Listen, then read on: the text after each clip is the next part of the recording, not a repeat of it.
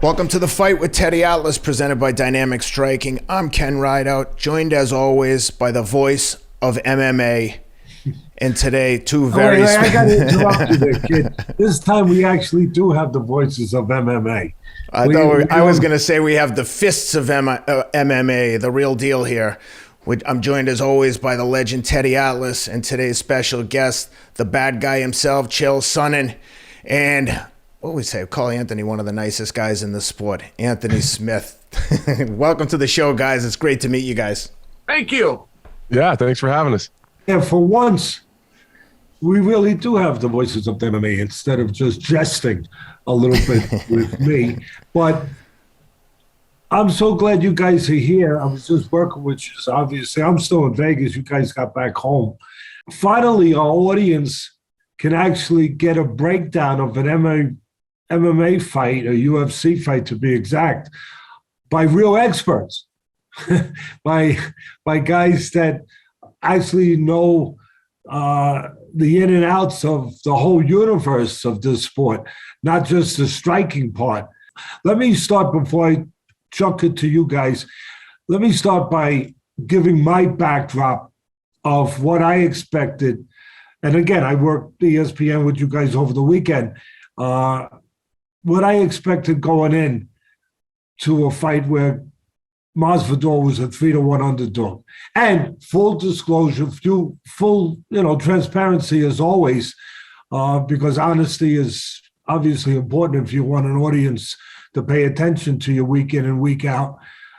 I picked Masvidal. I thought you were getting a good number at 3-1, and I reminded myself that you should never go by the odds. Either the guy's better or he's not. The odds should never influence you to say, I'm going to make a play over here, because one of our sponsors is MyBookie. So we try to give the audience some kind of idea.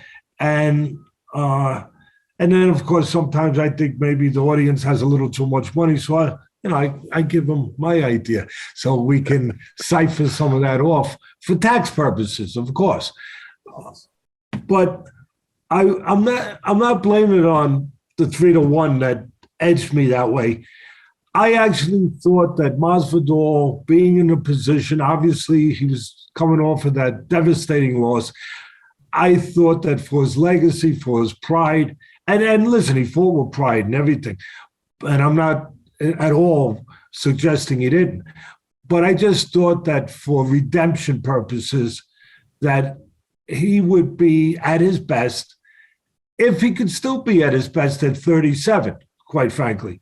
And I thought that he'd have a chance to control the geography of the ring, geography of the octagon, of the cage. On the outside, not allowing this great wrestler, great grappler, Covington, get to his legs, make the shoot, maybe even do a little of that creative stuff that he did with Askren.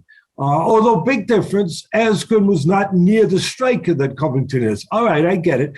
But I thought maybe Covington would make a mistake. He could get him to, go for a little bit of maybe a trap, get him to reach a little bit, catch him with an uppercut, catch him maybe with another flying knee like he did Askren. But the most important thing was I thought that he could get a playing field, he being Masvidal, that allowed him to strike more than get taken down. And I thought that his ace in the hole, his trump card, Masvidal again, was that he was very good at escaping takedowns or surviving takedowns. Very good. And he proved to be. The only thing, he didn't escape them so much. He survived them. And I didn't register in how much energy it would take him out to survive.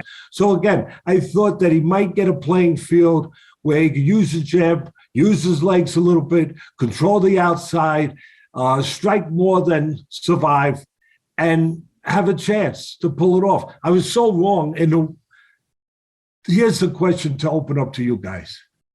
Was I wrong because Covington was underrated as a striker? That I should have recognized how good a striker, or did I overrate Masvidal as a striker? I mean, what happened? You start with Chael, and then we'll go to Anthony. Okay, it gets a little bit tricky. If you were to assess Colby Covington and Jorge Masvidal prior to the fight, and you came to the conclusion that Masvidal is the better of the two fighters, I think you came to the right conclusion. Masvidal has more experience. He has a better understanding. We do martial arts a lot of times under a belt system. Masvidal would be an absolute black belt, and Colby would be closer to brown in terms of knowledge and mastering certain techniques. But it's the intangibles, guys. It's the pace. It's the volume. Colby's not doing everything right, but boy, he's doing 6-1. George has one beautiful jab. He's cross blocking the shoulders. Everything's right. Colby's throwing a 4 that's a big mess. But the best defense is a good offense. So when you talk about taking George off the field or taking his tools off, it wasn't just the wrestling. It was just Colby being in his face, Colby coming across the ring, Colby throwing things at him, making George react. If George is reacting, he's not coming forward. That's what Colby does so well to everybody. That is the intangible. There's only 4 or 5 guys in our sport. We all try to weaponize pace. We all try to work harder than the next guy so we can get him tired and break him mentally. But only 4 or 5 guys truly have mastered that. Colby happens to be in that elite few. It's a volume issue. It's a pressure issue. It doesn't come down to who the better fighter is. If I could leave you with one final thing, both guys seem to do what they said they were going to do. Going into this fight, Colby was very clear in every interview to say, I'm going to beat George Masvidal. Masvidal never said that once. Masvidal was very clear in saying, I'm going to hit Colby. I'm going to stand up to Colby. I'm going to make him answer for his words. He never talked about the fact that ultimately this could go to the judges and this will be contested under the unified rules of 10-9. I think both guys did what they set out to do. Anthony. Yeah, so I was with you, Teddy. I chose Masvidal as well. And I did so thinking that he was familiar with what Colby was going to bring, that he remembered what that felt like, that pressure, that pace, that, excuse me, that, I don't know, that top game that Colby brings.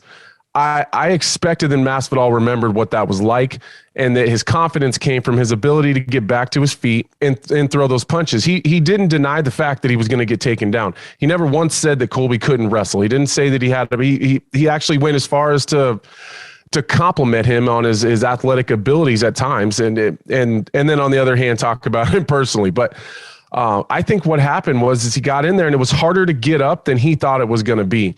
That completely changed his striking from that moment on. He spent the majority of the first round getting dominated on the ground. I think it took a lot out of his gas tank, and it was much harder to get back to his feet than he expected, which changed how he was going to strike from that moment forward. Wrestling is it's such an anomaly when it comes to combat sports. It's the only, in my opinion, it's the only discipline that changes everything else as well. If I'm fighting a good striker, that's not going to necessarily always affect how I approach that person in other aspects of the game.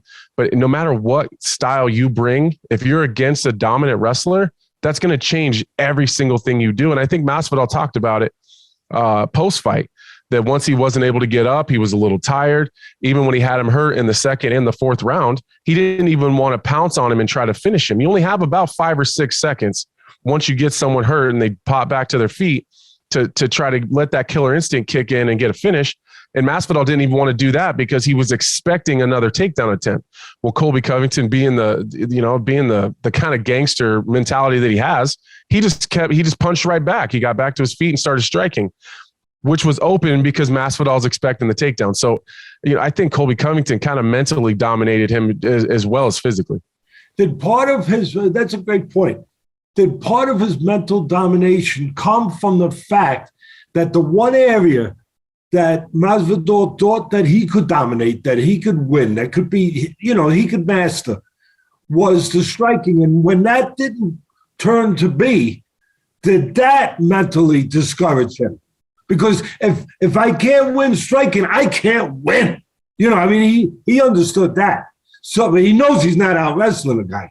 So once that happened, that he could, let's say, be on par. And Chael made a great point. He's not a better striker, but the appearance almost looked like he was as good a striker because of the pressure, because he didn't allow Masvidal to strike to the level that he normally could, or we thought he could, or we thought he had to win this fight. So did that itself, just that he couldn't dominate in the striking, drain him mentally, say, I'm up a creek with no paddle.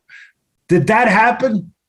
Oh, yeah. Well, one thing that happened, and don't forget, because these guys knew each other so well. I watched them work out. You're not supposed to talk about what happened in the practice room, but it was so even. I feel like I can break that rule. All that happened when I saw him work out, this is 5 years ago, but Colby Covington got on top of George more times than George got on top of Colby. But psychologically, George is now worried about one position. And fellas, we've seen great strikers come into our sport, a whole nother class of striker, world champions in kickboxing, that will get knocked out by a non-striker in the very first round of a completely stand-up fight. The reason for that is it's not because it's who's better. It's because one guy, the striker, is worried. He's worried about the takedown. So he's thinking, the guy comes in, I got to drop my hands. I got to drop my hands instead of I've got to throw my hands. We see it all the time where the better striker will lose striking exchanges if the threat of the takedown exists and if he's scared of the threat. I mean, it's one of the arts of war. You must make your enemy believe you have a weapon greater than he can deal with. And two, you must make your enemy believe you're not afraid to use that weapon. And that is what Colby did within the first minute. He came off, he pressured him, he went for that takedown. He didn't even get it. But now all of his strikes are a little bit easier setting up those takedowns for future in the fight. Listen, that rings true. It almost rings brilliant, to be quite honest. Anthony, what's your feeling? Yeah, I think if you were to ask Masvidal today who won the striking exchanges, I would imagine he'd probably tell you that he thinks that he did. But I think if you take anyone else that looked at that from the outside, I think he absolutely got outstruck, and I bet the numbers aren't even close. But in his mind, he's just, excuse me, he's just absorbing damage. He's taking those punches, expecting a takedown. That's all he's worried about. I'm not sure if Masvidal ever was really in a striking exchange. It was just he was either throwing punches or he was defending punches, waiting on a takedown. And a lot of times those takedown attempts didn't come. So he's looking to counter. He's talking, he's thinking about throwing knees. He's looking for uppercuts, but he's not really doing anything. He's taking 6 or 7. Then Colby is hitting an angle and getting off and doing it again. So I don't know if Masvidal ever really fit. I don't know if he ever actually was in the striking at all. I think he was either defending takedowns or defending punches. I know that he did land a couple of those big shots, but I think once we were in the second round, I think Masvidal probably knew that there was probably no way he was going to finish Colby Covington after that. Let me ask you this. In my opinion, that's coming off, piggybacking from what you and Chael just said, I think there was a turning point in the first round, and I'll tell you where. Do you guys remember that spot in the first round? Now, again, we understood that if he's going to win, he being Masvidal, he's got to stay on the outside. He's got to stay on his feet. He can't get taken to the mat too often. And he's got to use his legs, his jab. He's got to use right hands, maybe set up traps. He's got to do all that stuff. And he's got to keep separation. That's the main thing. He went straight back. It's one of the technical things you don't do in my sport. You don't go straight back with a guy, because especially if he's aggressive, because you're still on the track to get hit. It's like I used to always say, if you're trying to get away from a train, you don't run backwards on the track. You get off the track, because the train's going to get you. It's going to get you maybe 20 yards deeper, but it's going to get you. He went straight back, Masvidal, and he got caught because Covington followed him. He was still in front of him. He was still in the middle, and he hit him. I thought right there, for me, wow, this has changed, because he's trying to strike, trying to do what he thought was the right thing, use his legs, keep separation, and of course set up offense, and it didn't work. He didn't realize he was doing something technically wrong. I get it, but he was. I thought right there, psychologically, the fight turned, and physically and technically right there, the fight turned. What do you guys think about that? It's a tough decision because, again, you cannot go straight back, particularly in a cage. You're going to get stopped at some point. Once you're pinned there, you don't have anywhere to go, and the wrestler's going to attack you. The other side of that coin, a wrestler needs somebody that comes forward. In the sport of wrestling, by example, it is illegal to back up. You must be going forward. So if you want to go backwards to shut the wrestler down, you got to go in a circle, Sugar Ray Robinson style. Floyd Mayweather cycle. You can go back, but it's got to be a circle so your back doesn't ever hit the fence. That was the mistake that Masvidal made. I think it was pretty calculated to go back knowing he's not going to pressure the wrestler. The other side of it, to your point, that if you go straight back, that fence is going to stop you. Now you've got nowhere to go. Now you're a sitting target for anything the guy wants to do to you. And that did appear to happen to Masvidal. I will tell you guys this. It seems to me, historically speaking, when two guys know each other, they were former sparring partners and then came through the Golden Gloves together, something like this, no matter how long ago it was. The mask is off. The allure and the fear is gone. They're now a little bit more familiar. But that familiarity seems to flip a defensive switch. It's just Tom Brady. It's in all sports. Tom Brady leaves the Patriots. He goes to the Buccaneers. The Buccaneers return to New England. Well, Tom Brady thinks, I know what they're going to do. And the Patriots think, we know what Tom's going to do. But that's defensively. This sport is measured in offense. Do you see something? Not just can you block it. Do you see where to attack him? And so many times I see these guys that know one another, and that's defensive measures. And I felt as though between the two, I thought they were both a little tentative at first, but over the duration of the evening, Masvidal stayed in defensive mode. He stayed in, I can survive this. I know what's next. I can take less damage. Whereas Colby said, no, I got to hurt you if I want to impress the judges. Listen, to Chael's point, one of the first things that Chael said sitting right next to me as soon as that fight started was Colby can't fight like that. He was a little bit slower. His output wasn't high at all. But Colby was able to adjust to that. And the second that Masvidal willingly gave up the center of the octagon was a huge tell to me. In the UFC particularly, if you can control the center, you got a pretty good chance no matter who you are. My coach will scream and holler for me to control the center. But some of it's an ego thing. Some of it's I'm gonna stick my foot in that fire, and I'm not taking it out at all. Masvidal he willingly gave up that distance and that space. I don't know if maybe he thought he could use the fence to hold him up and aid in his takedown defense. But anybody that's ever watched the Colby Covington fight knows you have got to stay off the fence, because if he gets you there, he's absolutely not going to let you off the fence. So I thought that was a big tell. I do remember thinking if he's going to give it up that easy, it's going to be a long night for him. Hey guys, want to take a quick pause to give a thank you to today's sponsor, Athletic Greens, the all-in-one daily drink to support better health and peak performance.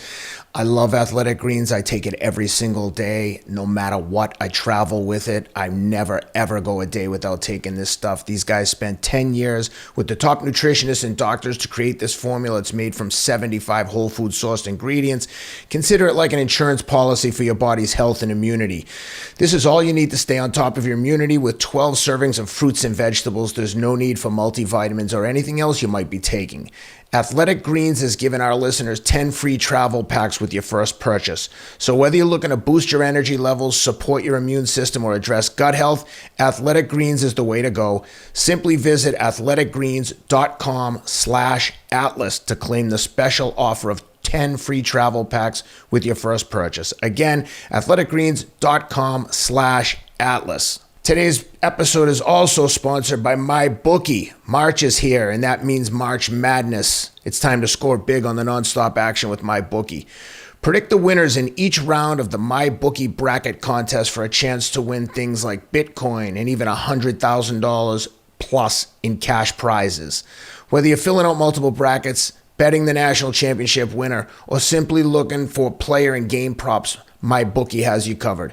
Sign up today with MyBookie and use the promo code ATLAS, ATLAS, to make your first deposit, earning a free entry into the My Bracket contest. Selections for the bracket will officially begin on March 13th and close on March 17th at 12 p.m. Eastern. So make sure you get your deposit in now with using the promo code ATLAS to secure that free entry. MyBookie, check them out. One more thing before I give it to my partner, Ken, to have at you guys, as we like to say in combat sports, the emotional part. What happened? Because everyone thought, I know it was promotion, I know it was this, but some of it was real. And with all the supposed hatred and, we were going to see two guys going crazy to get at each other, and we were going to see mistakes because they were going crazy to get at each other. And I remember being asked a question while we were out here together about that. And I said, for me, in my business, from my experience, You're not going to see that. That's for amateurs. That's not for professionals. You're going to see cold, calculated guys doing what they think they got to do. Their emotions are not going to get in the way. They're not going to go ballistic. They're not going to suddenly become amateurs where they're trying to kill each other and they leave themselves exposed. I didn't see any proof of their emotions overflowing and interrupting their performance. Chael. Okay. So analysts like us, guys, we always tell the audience who's got the pressure. We try to decide who's got more pressure. We don't do a great job of explaining to the audience why that matters. Pressure creates a stress, which creates a chemical, which goes through your body and creates a fatigue. So if you're on fight night, we'll call it controlling emotions. We'll talk about pressure. The bottom line is whoever can care less than the opponent has the advantage. And that's true in all relationships. That's true in my romantic relationship with my wife. I like her more than she likes me. That gives her the power. So I do certain things and I behave in certain ways because she's got this control over me, but it really is true. Whoever in any relationship, including business or sports in this case, can care less. I'm not saying be careless. I'm saying if you can care less on fight night, that can be a very helpful thing. And it did look like I came through college, Teddy, where we had to have wrestle-offs within the room. Well, I had to wrestle off with my current roommate. Not a former roommate like these two were. The guy that I rode to the match with and I've got to compete. I got to ride back home and then we're going to have dinner and study together. That's just the way it was. And 3 other guys on my team also lived with guys within their own weight class. There's nobody you want to lose to more. There's nobody you want to lose to more than a friend, to a brother, to a cousin, to a relative. Those guys that you know well, you'll wish them well. There won't be ill wishes, but boy, competitively, you want those. Yeah, after the fight, Masvidal talked a lot about he was flat. He was flat in the wrestling. Something I did last night, a little bit this morning.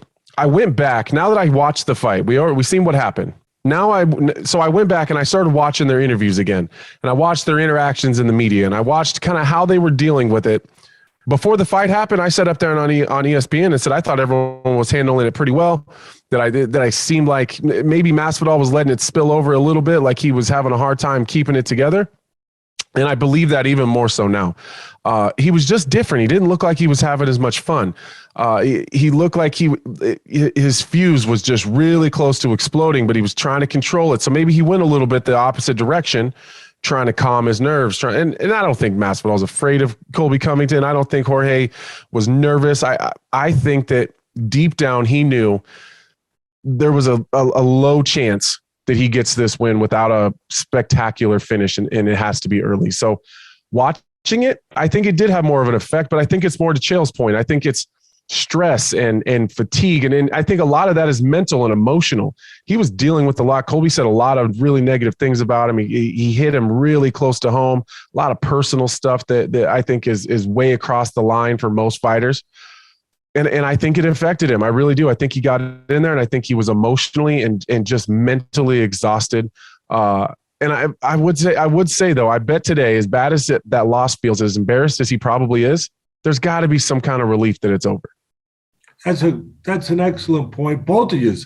I mean, that would explain it to the audience better than I think most people would be able to have the ability to come up with what happened. And now let me just lie. I don't lie, but let me lie for 1 second and hold Ken off for 1 second, just off of what you just said, Anthony, for both of you. Did he blow it in the 4th round? He had that one opportunity. He landed the right hand. Wasn't a straight one. It was a little bit of a crooked one, a little bit of a loop, which might have made it more effective because it came from an angle that peripherally he couldn't see it, where it might have caught him where it was a blind punch that does a lot of damage. And we know Covington has a great chin, but he got hurt. He got buckled. Was that his one opportunity in his mind, psychologically, physically, technically, everything? That I caught him.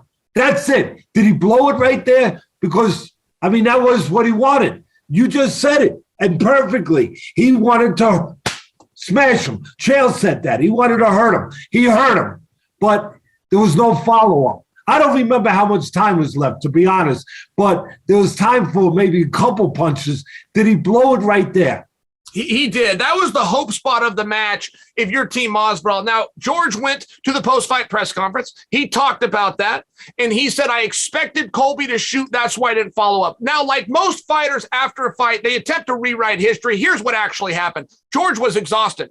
Part two to that is George did not know how hurt Colby was. Colby was stumbling for 26 seconds. I kept track and never recovered till the round ended and he had that full minute's rest and came out there. That's when he had his legs back. So conjunction of two things, not knowing how hurt he was and not having energy is what Masvidal did. The math in Masvidal's head, the equation looked like this. I've hurt him. I can empty my gas tank, whatever I have left, and there's 7 minutes left to fight and going after him. Or I can leave him back there and I can catch a couple of good breaths before he comes at me. He elected to keep the distance, catch the good breath so he could do more later. That's what really happened in that moment.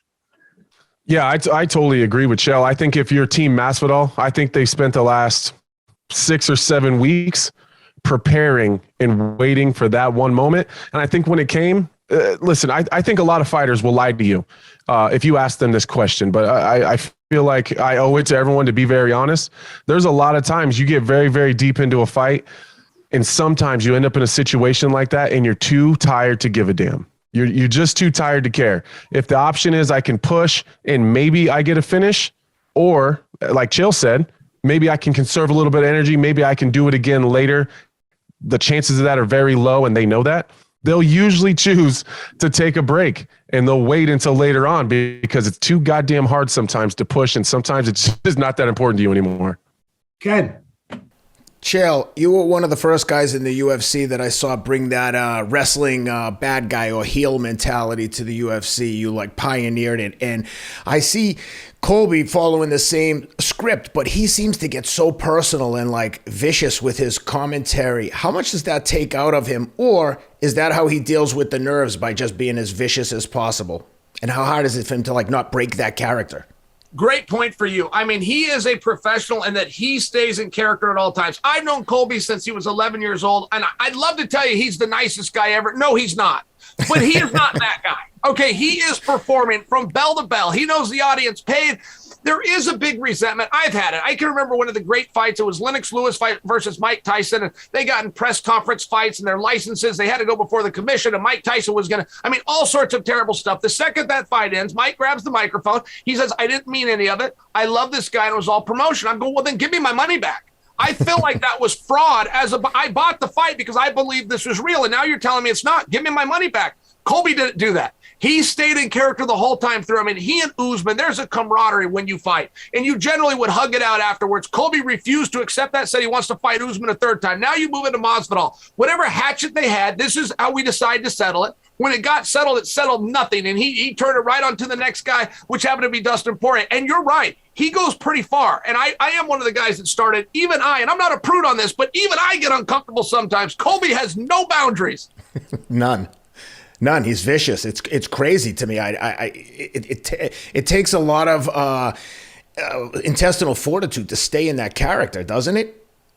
Just keep going. Oh, absolutely. You're right about that. And I like that you're saying that, because I hope the audience understands. The audience seems to hate Colby more and more. I don't want to bust a guy's gimmick, but what I would like the audience to understand is that he's performing for you. He doesn't get any more money for it. Before they fade to black and roll the credits, he will squeeze every bit of juice out of your 2 hours and your $50 pay-per-view buy. He's doing it for the audience, to have somebody to boo, to have that negative energy. He's a performer, and he's doing wonderful. You just exposed David Copperfield's magic trick. Chael. How hard was it for you to stay in the character yourself? Like, how hard was it to be disliked by the crowd? Because I always liked you. I thought it was funny, but I always wondered, like, everyone wants to be liked. How hard was it for you to stay in that character all the time?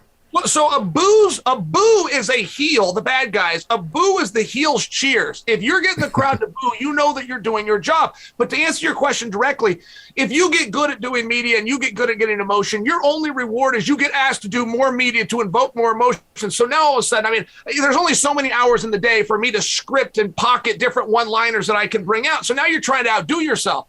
And that's where you stay in this nice little box and you're talking about this opponent, and all of a sudden it spills into family, or it spills into wherever else else that Colby went with it, but that's what happens. And he's a true performer. He's sticking to what they call kayfabe. That's a vernacular within the industry, which is you stay in character at all times.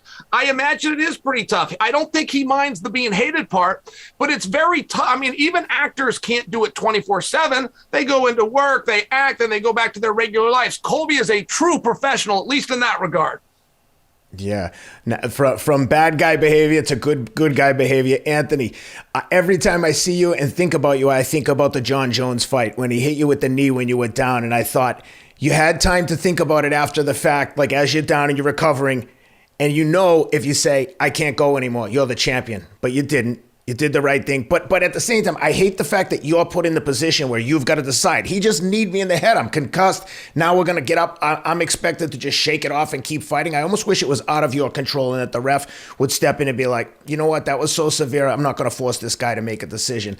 Talk to me about what, at the time when it happened, were you thinking like, oh shit, I don't have a choice. I have to go now or else I'm going to be like Aljamain Sterling. He got the title from Jan, but he's like, people hate him for it. Yeah, listen, Ken, I never once had a decision, or at least I didn't think that I had a decision. From the time I was never the wrestler that Chael is or Colby or any of the fantastic wrestlers that have come through the UFC. But I've been a wrestler most of my life. So from the time I was a little kid, my uncle, who's been around my entire life through every single sport I've ever been involved in, has always told me, get up off the floor. That's all I thought about. He hit me with a big knee, and I just remember thinking, get your ass up off the floor. Like, it's not about, am I okay? Can I continue? Was that illegal? I wasn't even sure at the time if it was illegal. I just know that the referee said stop. He pulled John away. I knew he wasn't stopping the fight because I wasn't going down. I'm still defending myself, but I've never once looked at that like I had a choice, because in my mind, I couldn't sleep at night having to say I can't do it. So I sleep just fine at night with that decision. I'm happy with it. I would make it 100 times over again. Just for the simple fact that I would have had to have said it out loud. And I've never claimed that I'm the best it's ever been. I've never claimed that I'm the most technical skilled guy in any kind of discipline in fighting. But I will absolutely stand on a mountaintop and say I'm one of the toughest goddamn guys on the planet. And I can't say that if I was willing to look at John Jones and say that was too hard, I can't do it.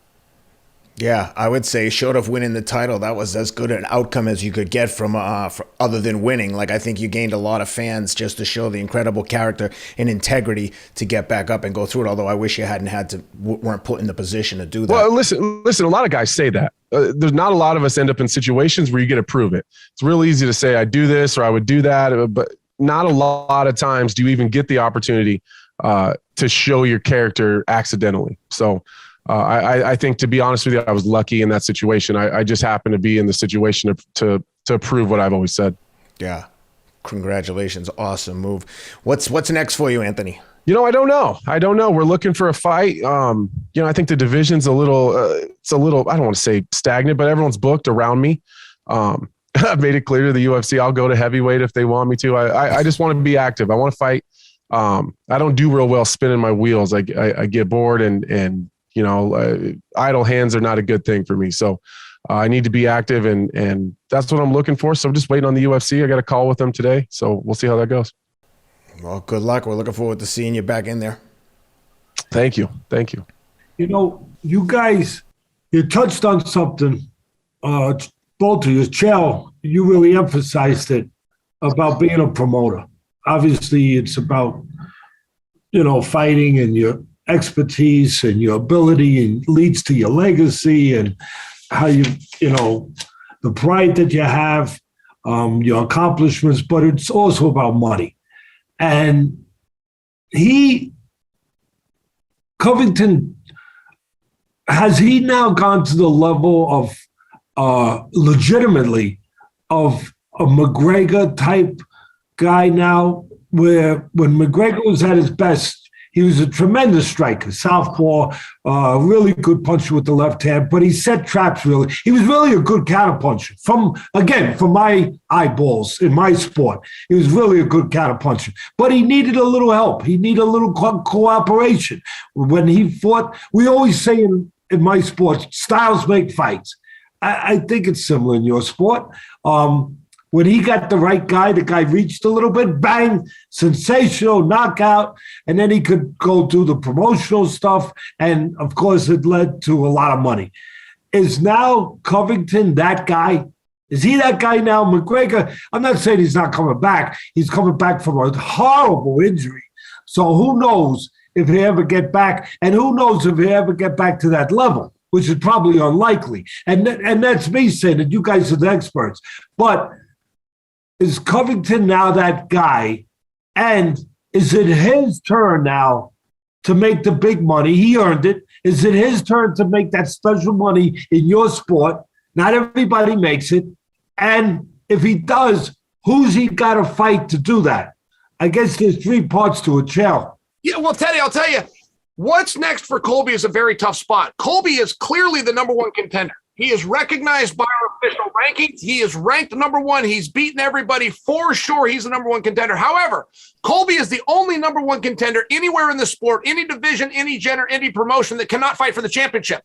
Everybody else that's number 1 gets to fight for the championship. He's in a unique spot because he had that opportunity and he had it twice. To go to a trilogy fight, historically speaking, you got to split the result of the first 2. So he's in a very unique position. So Colby tried. Over the course of this media week, he said, I'm the number 1 contender. I'm going to take that golden ticket and I'm going to cash it in at 185 pounds. I'm going to fight Adesanya. Dana White literally laughed about it. He didn't even brush it off or say no. He broke into laughter. Colby heard that. No problem. The next time he has a microphone in his hand, he calls out Dustin Poirier. He's been calling out Usman from day 1. So in 5 days, Colby calls out 3 guys. He calls out Usman, Adesanya, and Poirier. And the one thing that those guys all have in common, they all have gold belts somewhere at home on top of the mantle that say world champion. These are tough, bad dudes. He is not looking to do anything easy, but he's a main event fighter. He's ranked number 1. He's in this weird purgatory that until Usman drops the strap or retires, he doesn't even get to pursue his childhood dream of being a world champion. It's a very unique spot.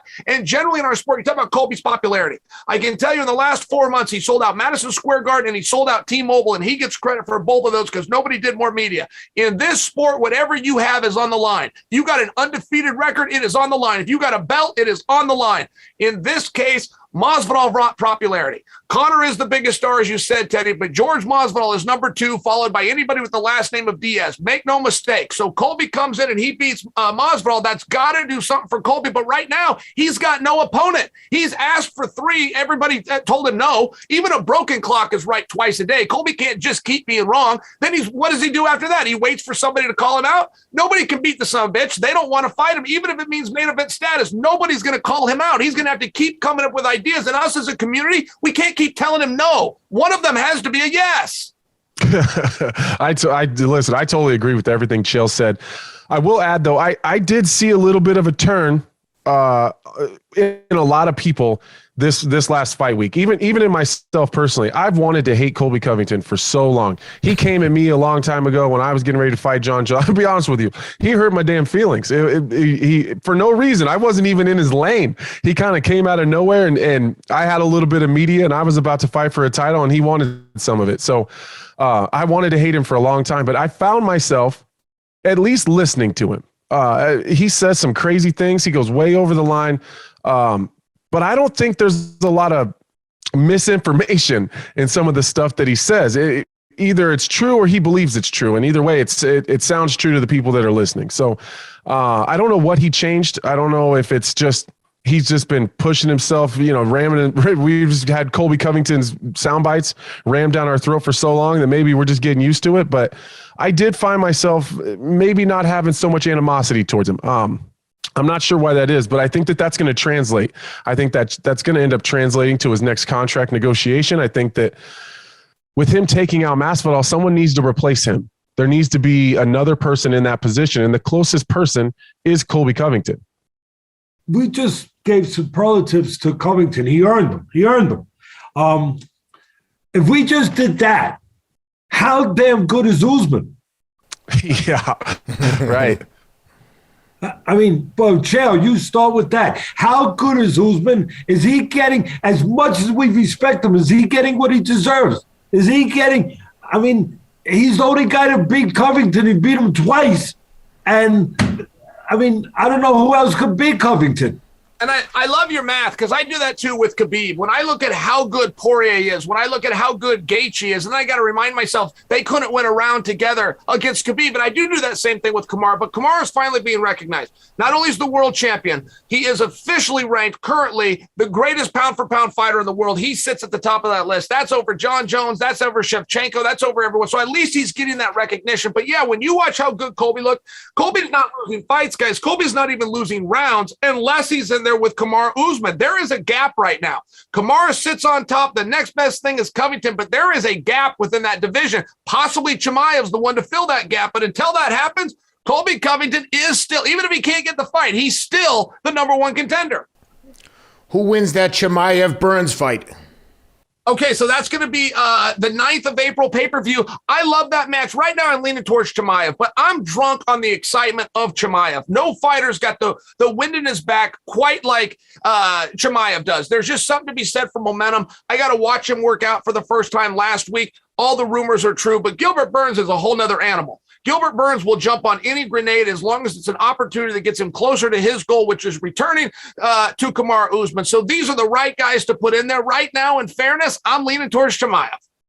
And Anthony, follow up on, you didn't get a chance to follow up on what Chael did with Usman. What are your, obviously, we know how great he is. Chael just said it from his voice. But from your voice, from your mind, I mean, again, Covington just showed himself to look like the greatest thing since Coca-Cola in this in this sport, and he's been beat twice solidly by Usman. You know, how good is Usman in your mind? Listen, the best thing for Kamaru Usman right now, for I guess if we're talking popularity and kind of what the masses think of him, the best thing for him right now is Colby Covington. Those wins over him are aging very, very nicely because Colby's only looking better and better. And I just think that if you can continue, if Colby continues to win, a win for Colby Covington right now is a win for Kamaru Usman. And you've seen the business person in Kamaru Usman all week long when they, of course, they want to bring him. He's beat these guys in his last 4 fights, his last 4 title defenses. So you've seen Usman being a fence rider a little bit, not wanting to pick and choose and really give either one of them too much credit. But you did see him be willing to give Colby Covington another chance. He wasn't shutting down the chance for Colby Covington to fight a third time. I think that alone speaks to Colby Covington's drawing power, because the one person who sees those pay-per-view buys, the one person who sees those dollars going into his account is Kamaru Usman. And I think that when it comes down to it, Kamaru Usman is a businessman, and I think he speaks with his wallet. And I think his wallet likes Colby Covington. Hey, guys, if first with you, Anthony, if Chimaev does beat Burns, Chimaev versus Colby, who do you like there? I'm having a tough time with this Chimaev thing. I've heard the horror stories about Chimaev. I've heard what he's done to Gustafsson. Chael's watched him work out. There's a lot of guys that have seen him train. Darren Till sings his praises. I just haven't seen it for myself. I'm not saying it doesn't exist. I'm not saying that he's not good. I've never seen him in there with a top 10 guy. I've never seen him dominate anyone that I respect completely at all. It's never happened. So I'm not saying he's not capable. I just don't know. So as analysts, I think it's a little bit voodoo for us to say that we don't know. But I think in this situation, it's fair. I don't know how good he is. I've seen him do what he's supposed to do to some of those. If he's half as good as what people say, I've seen him do what he's supposed to do to the guys that he's fought. So I just want to see. I'm really excited to see him in there with Gilbert Burns. I want to see if he can get over on a guy like Gilbert Burns, a guy who, I guess the talk about Chimaev is that he's a fantastic grappler, that he's a fantastic wrestler. We've seen him in there with Jack Hermanson and out wrestle a larger, was supposed to have been a larger guy, ended up not being in the wrestling match, but I think that his grappling and that fear of the grappling and wrestling, very similar to the Colby Covington, Jorge Masvidal situation, does open up his striking. I can promise you this: Gilbert Burns does not give one shit about Chimaev's grappling, because he's gonna be right there with him the entire time. So if he can beat a guy like that, I think a Colby Covington fight is right there for him, but I think we can't put the cart before the horse here. I think he's got to get through a guy like Gilbert Burns first. And there's a fear in the unknown. And the mystery here does lie with Chimaev. We don't actually know. How's he going to do with adversity? Well, probably pretty well, but we've seen how Colby does with it. How's Chimaev going to do in championship rounds 4 and 5? Probably pretty good, but we know how Colby's going to do with it. So I do think, out of full respect, we do have to say that Covington is still the guy to beat. If you just look at styles and matchups, we've seen so little of Chimaev. We know he's got a good double leg, but we know Colby's never been taken down in a double leg. So it does tend to kind of equal themselves out, and I'm not really to give anybody that's only had 2 matches against unranked opponents the nod over the true number 1 contender, but in all fairness, that's probably the match. And Kamaru Usman weighed on that about 2 hours ago. Dana White had made a comment that Chimaev versus Burns would be a number 1 contendership. Then the champ spoke up and he said, not so fast. This guy's got my attention. When I got to deal with him, I'll be ready for him. However, I need to see him beat 2 guys that are ranked within the top 10. That's fair. And if that does hold up and Chimaev gets the bump on Gilbert, which he's favored to do, I think that does make the Covington-Chimaev match all that more likely and possibly Colby's only route back to a Kamaru Usman championship fight. Let me throw this in there, because we're talking about the right guy. We're talking about the top guys. We're talking about the guys that won. We're talking about Covington. All right. But let me ask about Masvidal. 37 years old, made a lot of money in the last couple of years. You know, he had that first fight with Usman where he had Dana White overbarrel a little bit, where the opponent fell out because of COVID at the last minute. They needed a big name. He was able to get a pretty damn good number from what we all understand. Rightfully so. You guys should make all the money in the world when you guys get in the ring, and there's a chance you don't come out of that octagon definitely the same as you went in. So you can't get enough money. That's just the way I feel. And I feel the same way in my sport about the boxers. But here he is, Masvidal. He's lost 2 fights in a row, convincingly. He's 37 years old. He's made a lot of money. Where's he go from here? And before I leave it, to start with you, Chael, I thought, and tell me if I'm wrong, I thought that there was a lot of guys he could still beat, that, you know, he was good enough, but there's certain guys he probably can't. But there's a lot of good fights out there that he can still win. I didn't feel like it's the end of the line, off the cliff. That's it. I didn't feel that way. I just felt that he was in there with a guy who's special. Your feelings? One of the greatest things that Dana White has ever done, and I've never heard him get credit for it, we'll give it to him now, but one of the great things that he ever did is, within our sport, he made losing acceptable. In the sport of boxing, if you lose a fight, you're not going to be a main event. If you lose 3 fights, you'll never fight for a championship. If you lose 5 fights, you are a bum, and that is how they'll remember you. In this sport, the one thing that Colby and Masvidal had in front of their sold-out main event spot of T-Mobile Arena, they both were coming off losses. In all fairness, the biggest star in our sports, Conor McGregor, I've lost track of how many losses he's had in a row. The second is Jorge Masvidal. He's lost 3 in a row. And the third is Nate Diaz, who's batting 500. In all fairness, in MMA, for whatever reason, but it's a very good thing, when iron is on iron, when we know guys are risking it and guys are only taking on the best, it's okay if they come in second. And I really think, as far as Masvidal goes, being the sport's second biggest draw, to put him in there with Conor McGregor, who's the sport's biggest draw, makes all the sense in the world. I even think I've got the weekend. Let's do it in July at International Fight Week. I love that think fight. I'm real close.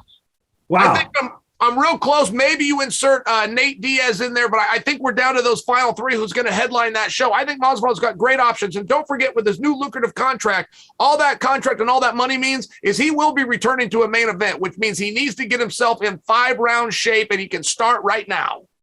Well, and I think he needs to get himself into a little bit of controversy. That's kind of the weird spot that Masvidal is in. He can still beat a lot of guys in the division. He absolutely can, but it's got to matter. For the paycheck that he's getting, the UFC they're not just going to stick him in the queue and start fighting people that nobody knows. It's going to be big names. They're going to be tough fights.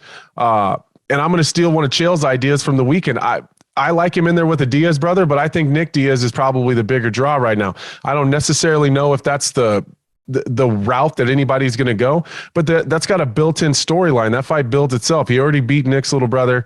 Masvidal is going to rub that in his face as many times as he possibly can. I would have never thought about that. Chael brought it up over the weekend. I thought it was a fantastic idea, but those are the kind of storylines and fights that Masvidal is going to have to be in because he's got to justify that big paycheck he's getting.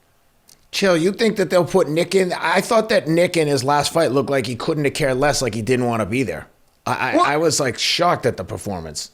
And even worse than that is the reason Nick looked that way is because he had a long layoff. So our prediction, Anthony and I were both in agreement here that Nick's going to get a quick turnaround. It's been the opposite. Nick has been radio silent. Dana weighed in at one time, it was about 2 months ago, and Dana said, and I quote, "I don't know if Nick Diaz is ever going to fight again." Generally, if you're Nick or you're Nick's manager or trainer, you come out and you stop that narrative. You say, yes, we are. But Nick lived with it. He went very quiet. So I do think that's a tough one. I think that's a massive fight. I think it makes sense. And I think the fans would get behind it. I don't know that I'm bullish that it's going to happen. And Masvidal is in a very unique spot. And it's only Masvidal and Conor and Nate Diaz that live on this little island. It does not matter who they fight next. In boxing, they say the only two guys that could draw on their own was Mike Tyson and Oscar De La Hoya. I think you need to amend that list and add Floyd Mayweather to it. But in all fairness, in our sports, pretty much the same, unless you're Conor, unless you're Masvidal, unless you're Nate Diaz. It turns out they're all in the same weight class. Let's start getting those matchups going and start having a lot of fun over here in the world of MMA. I think they're going to make Nate and Conor, Nate and Dustin. I'm hearing that rumor too. That could be. Let me just go off track a little bit here. Maybe it's more than a little bit. I don't know. What do you think about Ngannou and Fury? And before I let you go, Chael, is it just a money grab? And you guys deserve, I just said it, you deserve to make all the money in the world for getting in there. But these are unique opportunities to make more money than is normally available in your sport. And even normally available maybe in my sport, in boxing.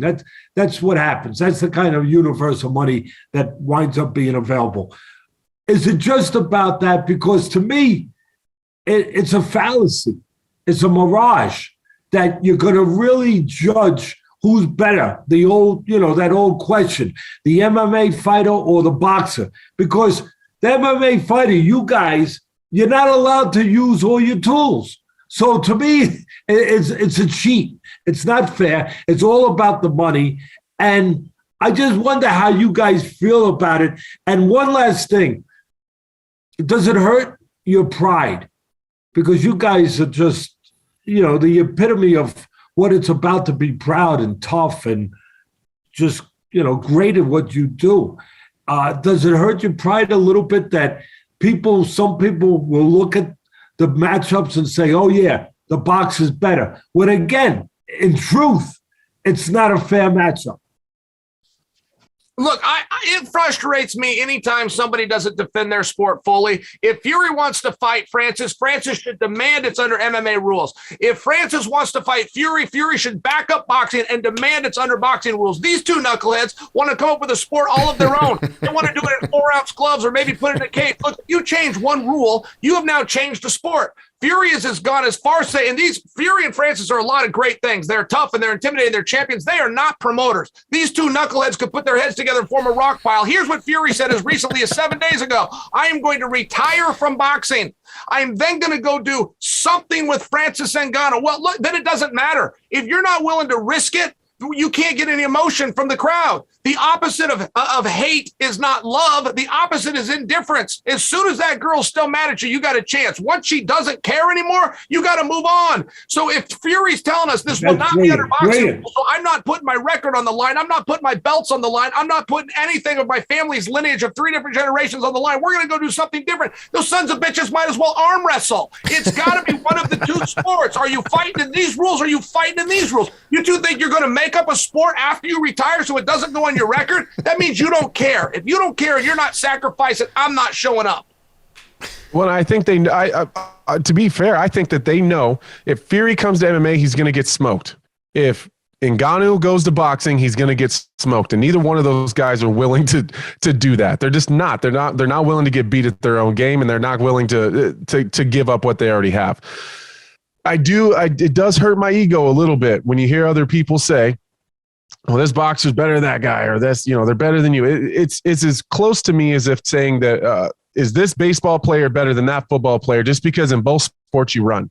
It's different. It's two completely different sports. And just because some of it looks the same and we don't have a shirt on in both of them, it doesn't change anything for me. It's two completely different sports. And that's been very clear when you see some MMA fighters go box. It's very different. When you see the couple times we've had high level boxers come over to MMA, it never tends to go very well. So sometimes I just wish that we could just go our own direction and just exist in our own parallels and not have to always pretend like everybody wants to cross paths. Because I'll tell you this, if it wasn't for the big old fat paychecks, you'd never catch me in a boxing ring. And I don't think that you would find boxers that are going to come fight in the octagon unless there was a big paycheck involved.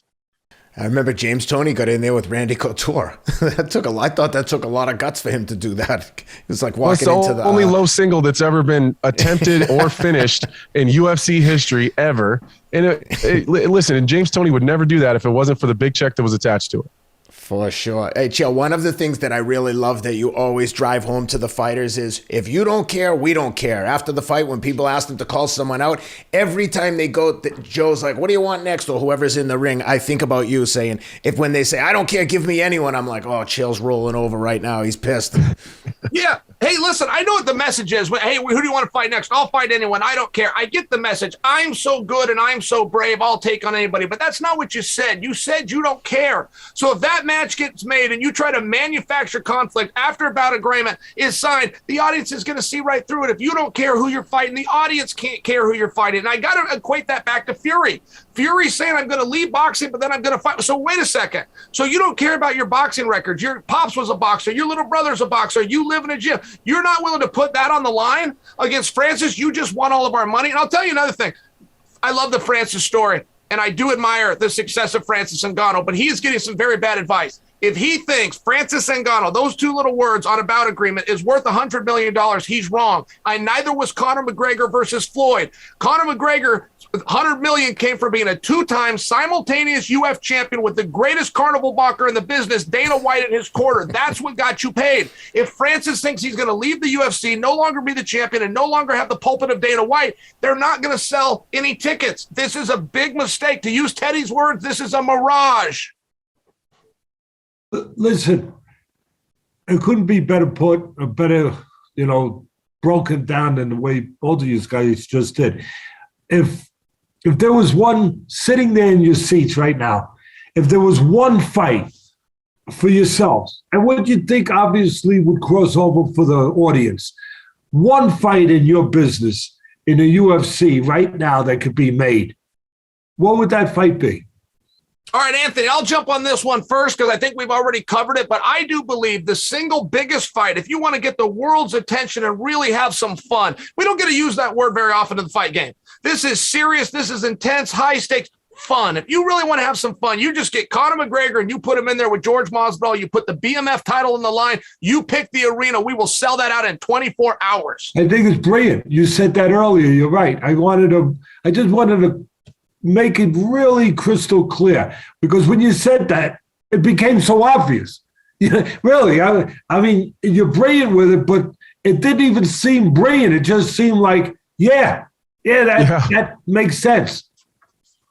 Yeah, and if that's not the fight, just to give another one, I think that the 155 division and the 170 division are super hot right now. But I think the one that's kind of lost a little bit of its steam, but I think would explode if it got booked. I know there's some red tape going on. I think both of them got some issues. They got contract stuff with the UFC, but I think John Jones versus Francis Ngannou at heavyweight is another big fight that could be made. I think that John is kind of shooting himself in the foot. He was going to heavyweight, and then he's hanging out, he's lifting weights, and then he's headbutting cop cars, and so he's got some issues, but he needs to get in there and fight. That's what he needs to do, and I think that's another big fight we can make. Anthony, because what you said, you touched on everything that matters, but he just has to get in there and fight. With all this time that has gone by, with all his issues and everything, and he's one of the greats. Some people think the greatest of all time, but does he want to fight, or does he just, and please, the people out there, don't take this the wrong way, but does he just want to stay relevant every once in a while by talking about fighting? Well, I think those two things are connected, Teddy. I think that in order for John Jones to be happy right now, he has to fight, or at least he has to have people talking about him fighting. That's kind of seemingly that's John's whole connection to who he is as a person. It's his everything. It's how he values himself. Without that, I don't know what John Jones is, and I don't know how he feels about himself. So I think he wants to fight because of everything that's connected to fighting. John Jones doesn't need the money. He doesn't need any more tallies in the win column for anyone to say that he's the greatest of all time. You got two guys sitting right here that dislike him that will still say it every single time they're asked. So he doesn't need any more wins to do that. What John does need is people talking about him, and he needs people to pump his ego. He can't do that unless he fights. Chael. I've been very into the John Jones experiment. The fact that he took his oars out of the water, gave the 205-pound belt back. Now, physically, I think John could have won the heavyweight championship, even weighing 205. But mentally, he needed to be bigger. He made that very clear. So he quits doing all the cardio. He starts lifting the weights and drinking the protein. He let us follow along on Instagram. He said from Jump Street, I want to weigh 240 pounds. That was an arbitrary number, but mentally, that's what he thought he needed to weigh. So I was very up for this. Look, we don't get better as human beings over time, and we don't get better at something by not doing it. But if John Jones came down a little bit, that's the only way you're going to level that playing field, not to mention changing his physiology. I want to see it. Now, John has gone very quiet as of late. Stipe Miocic has gone very quiet as of late. That's the fight to make. The only question is, do we do it for an interim belt, or we take the undisputed thing off Francis and we just make this an undisputed? Generally, when fighters go quiet, you can put your detective cat on. That means the fight is done, and that the UFC is just getting ready to announce it. So I tend to lend into that category. But Stipe Miocic, who lost to Francis Ngannou, came out of that fight and said, I'm putting on 20 pounds of muscle. I called Stipe. His wife answered, but she told me he put on the 20 pounds. I said, well, what kind of 20 pounds? How does she look? He said, no, he put it on the right way. So Stipe at 255 versus John Jones at 240. When this whole experiment for John is about taking on a bigger guy, the story still works. That fight is going to draw. I'll tell you this. I've never had Stipe turn down an interview for me. Anytime I've asked to talk to him, he's come on, he's done it. And I've the last three times he's told me no. So I don't know, maybe that's to Chael's point. Maybe who knows? Maybe he's busy. But I think Chael makes a valid point there. I haven't seen a whole lot out of John Jones, and Stipe won't talk to me. Unless Ken has something else, I want to thank you guys, because you not only gave us the time, but you made us better, really. And I'm not afraid to put my pride aside a little bit, and you did. You made our show better. And when I was jesting a little bit at the beginning, saying, finally, for our audience, we have the right guys to break down an MMA fight, a UFC fight. I wasn't jesting, really. I was telling the truth. You made our show so good. You did an incredible job bringing light to the fight, and bringing not only to the fight Saturday night between Masvidal and Covington, but to the sport in general, and to a lot of topics in the sport. I think you're going to laugh. This episode should get 1 million. It should. It deserves 1 million because of you guys. That's how informative you were. That's how brilliant you were. That's how honest you were. That's just how damn good you are.